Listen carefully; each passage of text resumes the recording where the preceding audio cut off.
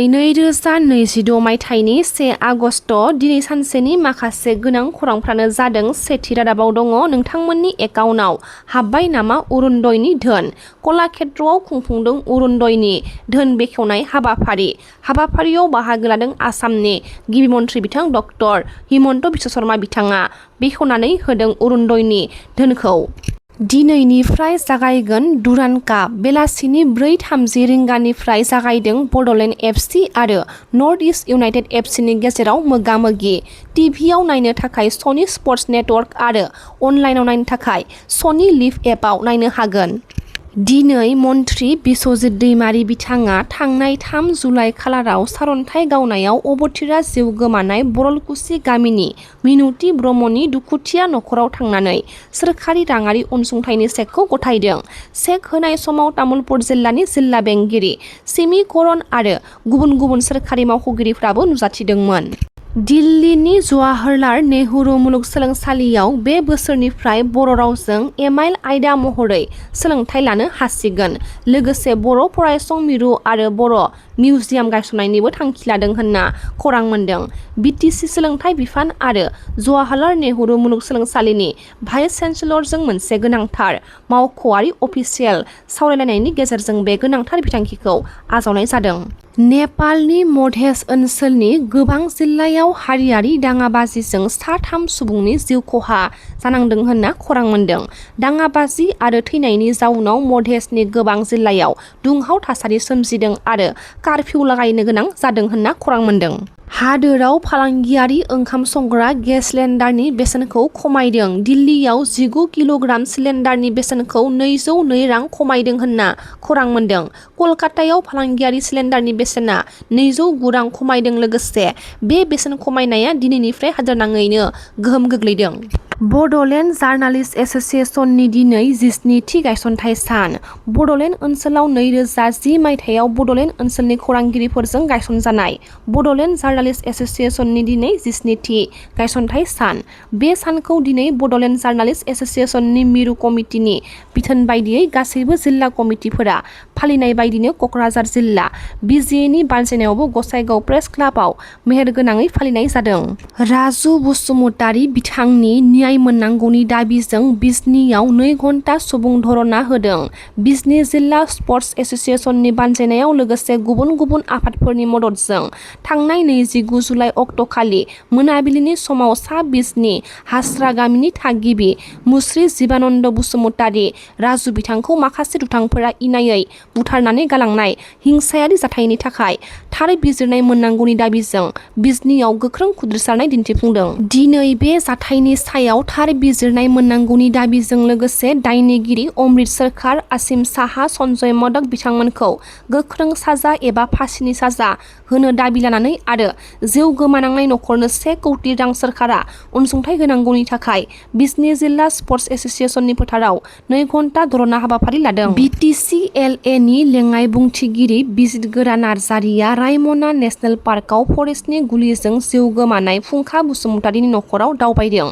Bodoland territorial council आयेन आफादनि लेङाइ बुंथिगिरि बिजितगोरा नार्जारिया सुक्रुबारखालिनि बेलासियाव सरलपारानि 2 नं मायनावपुरियाव थानाय रुंसारि फुंखा बसुमतारीनि नखराव थांनानै थासारिखौ सुलाद लाहैदों। मख'नो गोनांदि फरेस्टनि गुलिजों रुंसारि जाखांनायनि उनाव फुंखा बसुमतारीया गावनि आंगो बिसि जमिनिका बसुमतारी आरो 5 बोसोर बैसोनि फिसाज्ला किंस्टनखौ नागारनानै थांबाय। अमृत बृक्षा आन्दलन हाबाफारि लानानै बिफां फुलि गायनाय हाबाफारियाव आसामनि केबिनेट मन्थ्रि बिस्वजित दैमारी बिथाङा बाहागो लादों।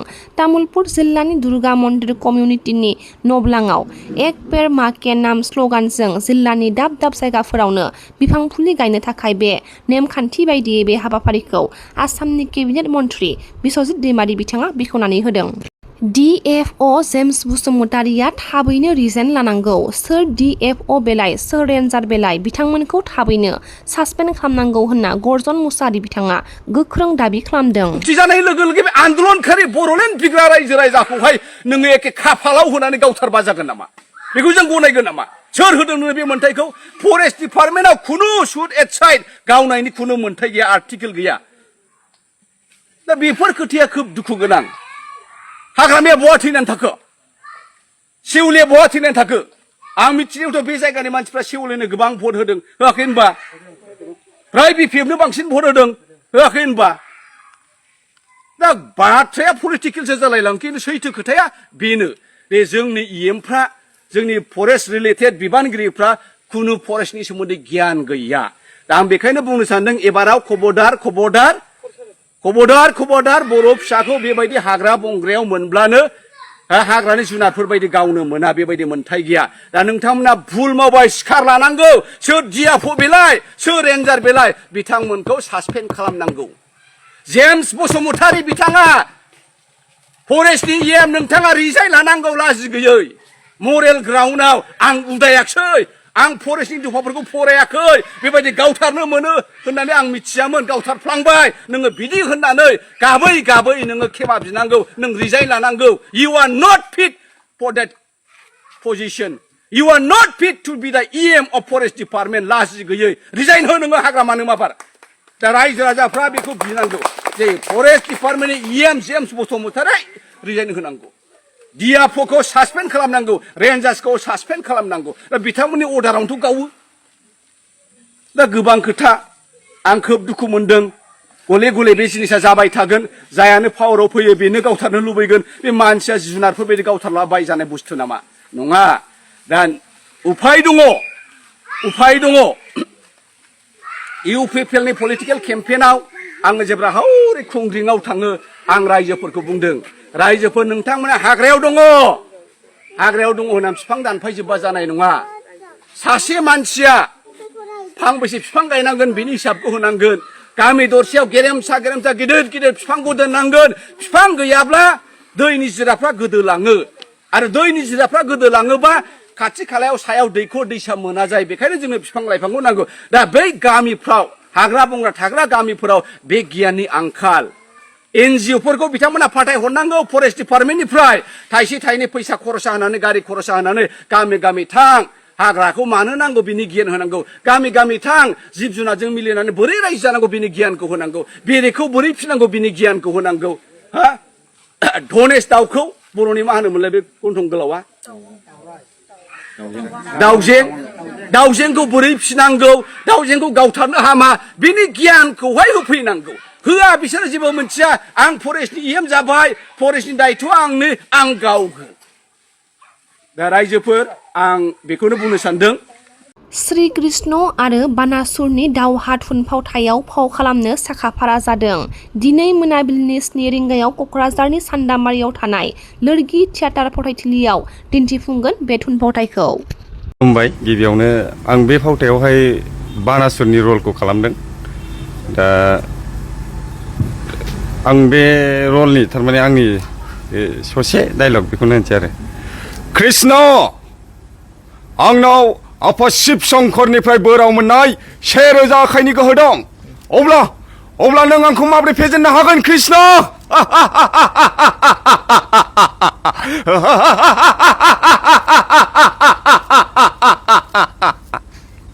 आंना नीलजारि नैबे फावथाय बे आंनि थाखाय बिराद मोजां सन्जिब सारनिसिम आंनिफ्राय गोजोननाय जासिहरो आंनो नैबे रलखौहाय होदों आं बे रलखौ खालामनानै जोबोद मोजां मोनदों आंनि थाखाय गोदान मोनसे आरो बे रलजों हिसाबै जोंनि बर'नि जारिमिन जाय जिनिसखौ जों मिन्थिफेराखै बे जिनिसखौ मिन्थिनो मोनदों एसेनोसै आरो